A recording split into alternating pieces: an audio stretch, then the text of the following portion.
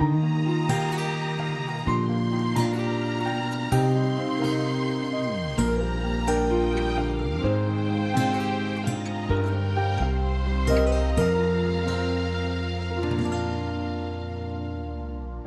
许一开始你就站在注定会被伤害的位置，也许一开始你们的相遇就是一出悲情故事。